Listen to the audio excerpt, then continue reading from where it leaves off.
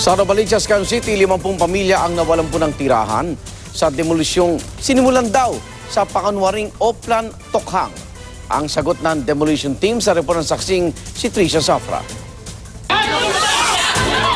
Dahil wala raw abiso, nagmatigas laban sa demolition team ang mga residente ng Rivera Extension, Barangay San Bartolome, Novaliches, Quezon City.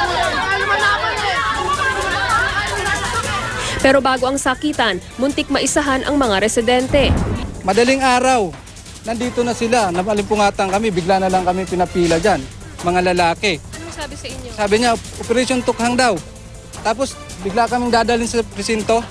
Todo tanggi ang demolition team, sabay banggit sa isa ring operasyon na iba lang ang pangalan. Hindi Tokhang po yung Galugad, Oplan Galugad. Galugad para ma-secure itong area. Humupa ang tensyon ng damputi ng mga pulis ang dalawang lalaking nambato umano at nakasugat ng dalawang miyembro ng demolition team. Natuloy ang demolisyon kaya si Aling Lorna walang nagawa para sa tahanang ipinundar sa loob ng mahigit 20 taon kasama ng 4 na anak. Sa kaluban namin natatanggalan nila kami ng bahay.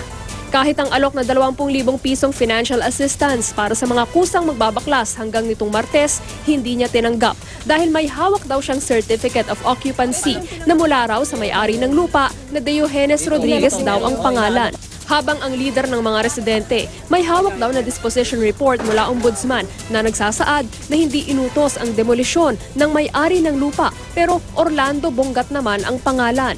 Pero kahapon, inutos ito ng lokal na pamahalaan. Dinimulis nila to, saan kami pupunta? Kaming mga mahirap, sapat lang namin tumira sa ganito.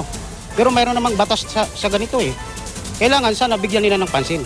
Kaso ang ginawa nila, tinarabaho ng city government, inaras nila lahat yung mga tao dito. Sabi ng demolition team, Durawood daw ang may-ari ng lote at hindi si Rodriguez. Hindi rin daw si Bongat ang kausap nila tungkol dito. Inalok na rin naman sila ng relokasyon sa Bistecville na nasa Novaliches din naman. Hindi naman sila mga nagsubmit ng mga dokumento. Paano sila may relocate doon?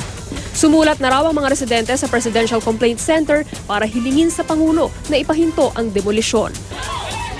Ako si Tricia Zafra, ang inyong saksi.